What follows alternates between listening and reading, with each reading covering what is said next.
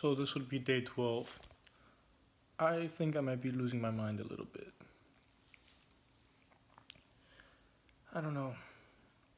I wish we wouldn't argue over stupid shit, but we do.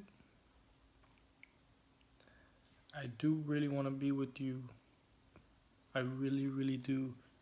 It's just I wish you would listen more to the words I say instead of just responding based on emotions, and just really read what I say and listen like I do for you. And that would mean the fucking world to me.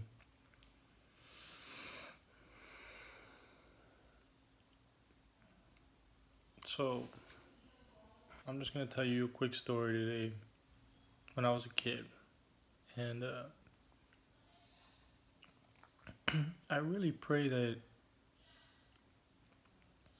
you can take what I've said to you and use it to help our relationship, just like I would expect you to tell me things to help our relationship. We gotta communicate, babe. That's all I'm saying. Sorry, I thought I had something on my face. We have to. Look, you said you wanted me to grow my hair out. Haven't had a haircut. It's long and nappy, and it's a pain to brush. But I did it because you wanted to see it, right? It's the little things, babe. The little fucking things. I do listen when you talk. I just wish you would do the same for me.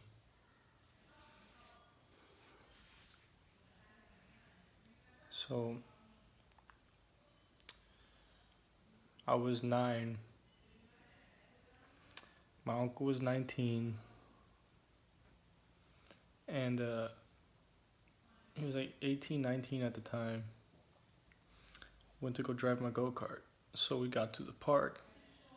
Right by my house, we drove it there. He's like, hey, can you drive it by yourself? I was like, He doesn't know that I can't drive it by myself because nobody told him. So if I tell him I can drive it by myself, he'll probably believe me.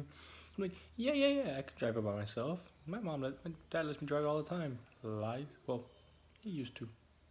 But like, not all the time. I was like, lies. So I told him I could drive it by myself, whatever. So I was in the park, and some girl, she was like probably 16, 17. I was a little 9-year-old. She was like, hey, do you want to race?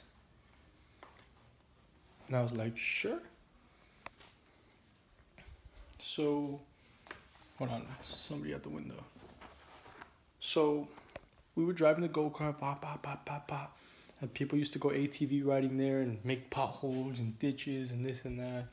And I was a little 9-year-old that weighed like 60 pounds. I weighed like 60 pounds, maybe. And, yeah, I hit the hole. And my go-kart flipped. But the thing is, I don't remember anything at all. Because we had a lawnmower battery in the back for the, we had lights on the go-kart for night rating. One in the front and 2 or 3 on the top.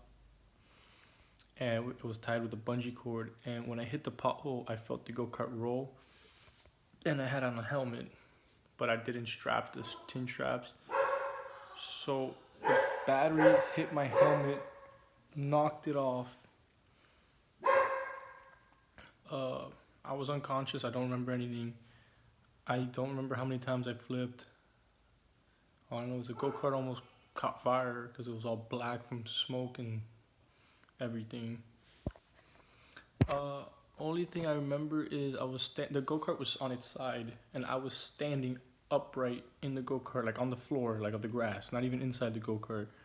I was inside the go-kart, but it was sideways, on its side. Me still strapped into it. And I was gaining consciousness, and I see my uncle running towards me. I'm like, what the hell is he running towards me for? So then I look, I'm like, why is the go-kart on its side? So I go to move my left arm. I'm like, why can't I move my arm? So I look, it was like that swollen. It didn't break the skin. It was a hairline away from breaking skin and my bone sticking out of my arm. And it was really bad. It looked horrible. It looked like a spaghetti noodle. My shoulder got dislocated. I dislocated my shoulder, broke my ulna, and yeah, it was bad. So I show up to the house, hiding my arm from my mom. Oh no, I think I called my mom. Said, "Mom, listen, I had an accident." She's like, "What kind of accident? Did a car hit you?" I was like, "No." "Well, what happens? Like, did you question me?" I was like, "Mom, I just had an accident. My go-kart, told her the story about my go-kart, and I get home and she's my arm broken." She's like, "Oh my god." She's like, "You better not fucking cry. If you fucking cry, I'm gonna give you a fucking reason to cry. I'm gonna break your other arm." I was like, I didn't cry. You can ask my mom. I swear I didn't cry. Didn't cry.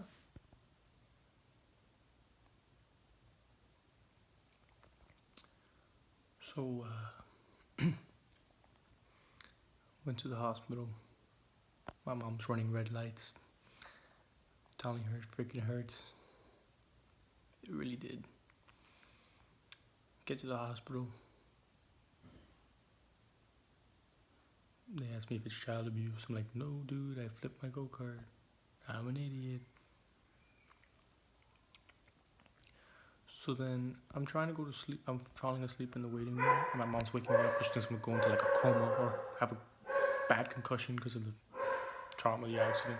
I'm surprised I didn't break anything else or like a leg, my neck. It was. My uncle told me how it looked afterwards, and I was like, "Ooh." That was pretty scary. I wouldn't blame him for being freaked out. He still remembers to this day how bad it was. And if you ever see my Uncle Leo, you ask him. That he always brings that up. "How's your arm?"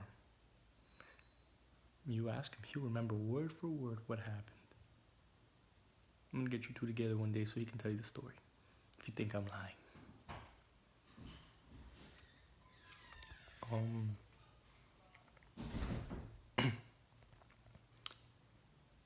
Yeah.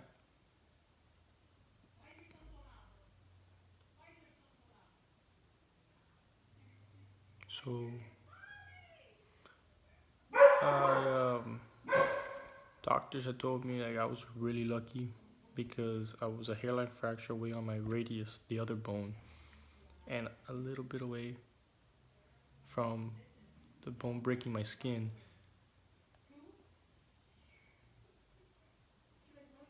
So either way, he said if one or the other would have happened, I would have needed 2 metal rods down my arm, metal plates, and metal screws.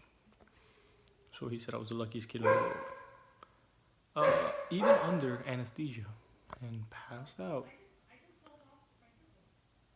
I felt the pain of them grabbing my bone, my arm, and pushing it back together. Because the only way to fix that is to literally, hold up, grab the bone like this and push it back into place. Let's just say the next couple weeks were very painful. And that was painful. And I don't want to do that again.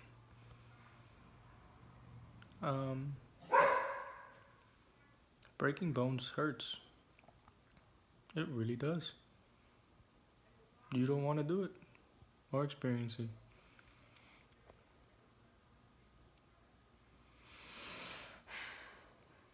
Yeah, though I've broken that, sprained my ankle 3 times, throughout this shoulder. It's, yeah, I'm all sorts of fucked up. But yeah, that's a story from when I was a kid. So it's one of the stories that'll help you, get to know me a little better. I mean, everybody knows that story because everybody was there that day. But yeah, that's for you.